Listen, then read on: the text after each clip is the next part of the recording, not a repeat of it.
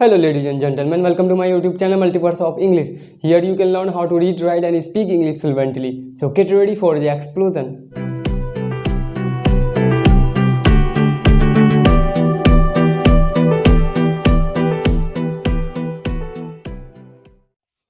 आज के वीडियो में हम लोग सीखने वाले हैं कि एप्लीकेशन कैसे लिखा जाता है। आप लोगों में से बहुत को एप्लीकेशन लिखना बहुत ही ज़्यादा हार्ड लगता होगा, लेकिन अगर आप ये वीडियो एंड तक देखते हो तो मैं आपको 100% गारंटी देता हूँ कि आप एप्लीकेशन लिखना सीख जाओगे। एप्लीकेशन क्या होता है कि एप्लीकेशन एक फॉर्मल लेटर की तरह होता है, लेकिन हम लोग एप्लीकेशन को क्या करते हैं, कहीं अप्लाई करते हैं, इस वजह से हम लोग एप्लीकेशन बोलते हैं।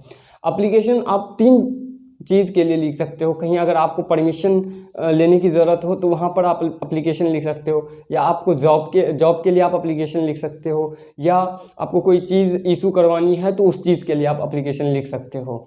ठीक है, इंग्लिश में एप्लीकेशन लिखने का एक फॉर्मेट होता है। अगर वो फॉर्मेट आप जान जाते हो, सीख जाते हो, तो आप हर टाइप के एप्लीकेशन को आराम से लिख सकते हो। ठीक है, जैसे कि अगर आपको स्कूल में छुट्टी के लिए एप्लीकेशन लिखना है तो वो आप लिख सकते हो। अगर आपको जॉब के लिए एप्लीकेशन लिखना है तो वो भी आप लिख लोगे।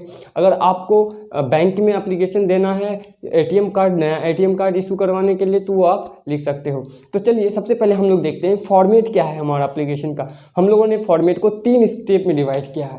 पहला स्टेप है, दूसरा स्टेप ये है और तीसरा स्टेप ये है। तो सबसे पहला स्टेप हम लोग देखते हैं कि पहला स्टेप में क्या क्या आता है हमारा।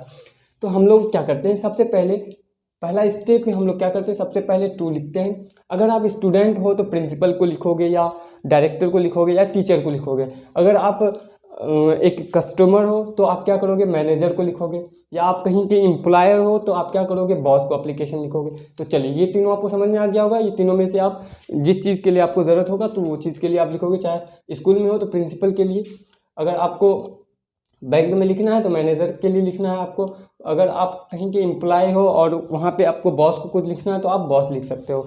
ठीक है, उसके बाद ये लिखने के बाद आपको क्या करना है, ऑर्गेनाइजेशन का नाम देना है। जैसे आप किस कंपनी में काम करते हो तो उस कंपनी का नाम, या आप किस बैंक को एप्लीकेशन दे रहे हो उस बैंक का नाम।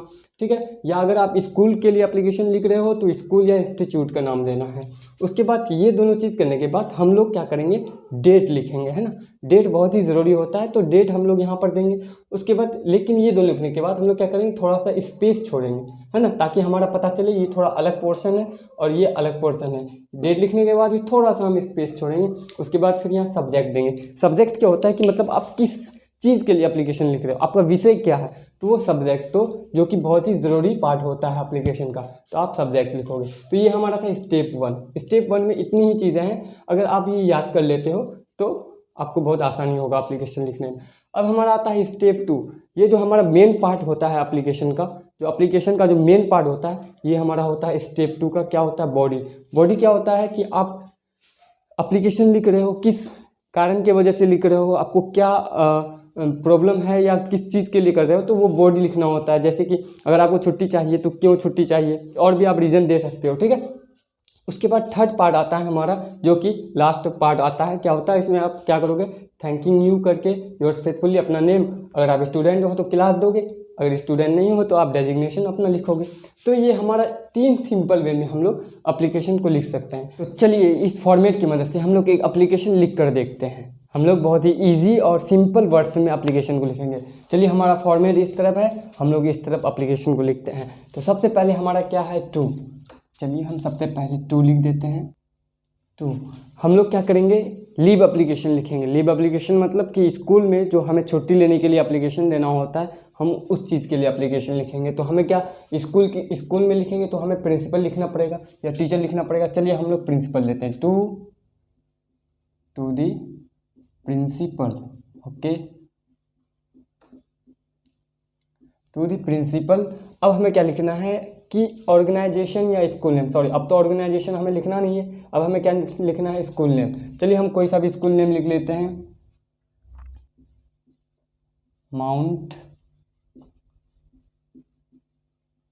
कार्मेल। ओके, माउंट कार्मेल या कोई भी स्कूल का नाम आप लिख सकते हो। चलिए अभी स्कूल अब हमारा है कहाँ, वो एड्रेस लिख देते हैं। तो मैं लिख देता हूँ इस पर पूर्णिया बिहार। ठीक है, तो चलिए ये हमारा कंप्लीट हो चुका है। अब हम लोग क्या लिखेंगे, डेट लिखेंगे। डेट लिखने से पहले हम लोग क्या करेंगे, एक थोड़ा सा गैप लेंगे, ठीक है, थोड़ा सा स्पेस रखेंगे बीच पर। उसके बाद हम लोग डेट लिखेंगे,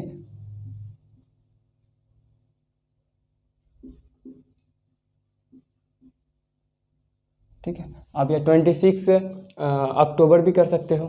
चलिए, डेट लिखने के बाद अब हम लोग क्या करेंगे, थोड़ा सा गैप लेंगे। उसके बाद सब्जेक्ट, कि हमें किस चीज़ के लिए एप्लीकेशन लिख रहे हैं, हम लोग किस चीज़ के लिए एप्लीकेशन लिख रहे हैं, उस चीज़ के बारे में लिखना। तो हम लोगों को क्या करना है कि छुट्टी लेने के लिए एप्लीकेशन लिखना है ना, हमें छुट्टी लेने के लिए एप्लीकेशन लिखना है। तो हम लोग लिखेंगे रिगार्डिंग फॉर लीव, ठीक है। तो चलिए, ये हमारा क्या हुआ कि पहला स्टेप कंप्लीट हो गया। अब हम लोग क्या करेंगे, दूसरा स्टेप में इंटर करेंगे। दूसरा स्टेप में सबसे पहले हमें क्या लिखना है, पहले स्पेस लेना है। स्पेस लेने के बाद हमें क्या लिखना है, डियर सर या मैडम। चलिए हम लिख देते हैं dear sir madam, okay. Dear sir या मैडम के बाद अब हमें अपना एप्लीकेशन का मेन पार्ट मतलब बॉडी लिखना है। बॉडी में क्या लिखना है कि हमें किस वजह से छुट्टी चाहिए, हमें वो देना है। तो चलिए हम लोग लिखते हैं कि हमारा भाई का शादी है, तो हम लोग भाई की शादी में जा रहे हैं, इस वजह से हमें छुट्टी चाहिए। तो चलिए उसके लिए लिखते हैं हम लोग, तो लिखेंगे हम लोग डियर सर या madam with due respect,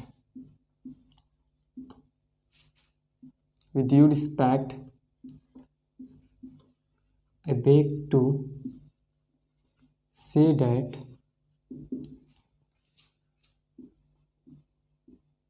there is a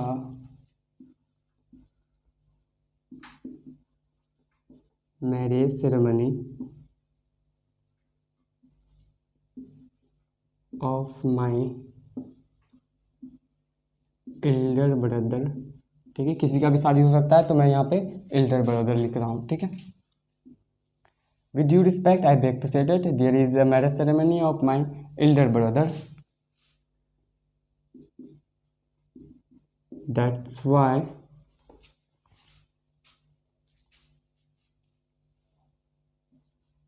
I will B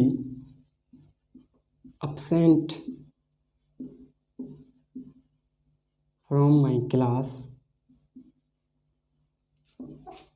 for 2 days या 5 days या 10 days, जितना भी आपको देना है। तो हमारा क्या है, पार्ट मेन बॉडी में क्या आ रहा है हमारा, with due respect I beg to say that there is a marriage ceremony of my elder brother, that's why I will be absent from my class for 2 days, ठीक है। ये हमारा था रीज़न कि हम लोग छुट्टी क्यों मांग रहे हैं। अब हम लोग थोड़ा सा जो डियर सर हैं या मैडम हैं उनसे ये भी रिक्वेस्ट करेंगे कि अब हमारे एप्लीकेशन को ग्रांट करें, अब हमारी एप्लीकेशन को एक्सेप्ट करें, हमें छुट्टी देने की कृपा करें, ठीक है। तो हम लोग लिख सकते हैं थोड़ा सा गैप दे करके, therefore it's my kind request, therefore it's my kind request to you to grant my application की जगह आप ग्रांट माई लीव, ठीक है। अब ये रिक्वेस्ट की मतलब क्या है कि therefore it's my kind request to you to grant my leave, आप उनसे रिक्वेस्ट करेंगे कि वो आपको छुट्टी देने की कृपा करें, ठीक है। आप अगर वो छुट्टी दे देते हैं तो आप उसका थैंक यू भी आप कर सकते हो उसको, जैसे कि आप उसको बता सकते हो कि इसके लिए आप उसका हमेशा आभारी रहोगे। For this I always be your thankful, है ना। सिंपल वर्ड में हम लोग लिख रहे हैं, कोई भी जो डिफ़िकल्ट वर्ड है या हम लोग कुछ कॉम्प्लेक्स नहीं लिख रहे हैं, एक शॉर्ट टाइप का लिख रहे हैं जो कि आपको याद भी रहेगा। तो चलिए, ये था हमारा सेकेंड स्टेप भी कंप्लीट हो चुका है। अब हम लोग थर्ड स्टेप देखेंगे। तो थर्ड स्टेप बहुत ही ज़्यादा सिंपल है, क्या है, थोड़ा सी स्पेस दे करके आपको लिखना है thanking you yours faithfully, yours faithfully, अपना नेम दे दें आप, ठीक है, जो भी नाम है आपका, ABCD नाम दे दें, जो भी नाम है, ठीक है। उसके बाद आप अपना क्लास देंगे, डेजिग्नेशन तो देंगे नहीं क्योंकि आप एक स्टूडेंट हैं, तो क्लास आप 8th जो भी दे, जिस क्लास में हैं आप उस क्लास का दे दे, ठीक है। मैं यहाँ पर एक्स लिख देता हूँ। तो आप लोगों को एप्लीकेशन लिखना आ गया होगा, है ना। ये था हमारा एक छोटा सा एप्लीकेशन जो कि आप लोगों को याद रहेगा, आप लोग इसे हमेशा याद रख सकते हो। अगर इस फॉर्मेट को आप लोग याद रखते हो तो ये हमेशा आपको काम देगा, क्योंकि आपको एप्लीकेशन लिखना आना ही चाहिए। क्योंकि आजकल क्या होता है ना कि आपको कहीं पर भी किसी भी टाइम आपको एप्लीकेशन लिखने की ज़रूरत पड़ सकती है, तो आप क्या करोगे, इसको अच्छे से याद कर लोगे, ठीक है। तो आप किसी भी टाइप के एप्लीकेशन को लिख सकते हो। ये तो मैंने स्कूल में जैसे एप्लीकेशन लिखा जाता है छुट्टी के लिए, हमने ये किस चीज़ के लिए लिखा है, लीव एप्लीकेशन है ये हमारा, लीव एप्लीकेशन है ना। तो आप इसी फॉर्मेट के मदद से कोई सा भी एप्लीकेशन लिख सकते हो। तो चलिए, उम्मीद करता हूँ इस वीडियो से आपको कुछ नया सीखने को मिला होगा। अगर आपको ये वीडियो अच्छा लगा तो प्लीज़ लाइक करें, कमेंट करें और शेयर करें अपने दोस्तों के साथ। अगर आप चाहते हैं कि हमारा वीडियो आप तक कंटिन्यू पहुँचता रहे तो आप हमारे चैनल को सब्सक्राइब करें और बेल नोटिफिकेशन आइकन को ऑन पर सेट कर दें। आज के लिए इतना ही, धन्यवाद।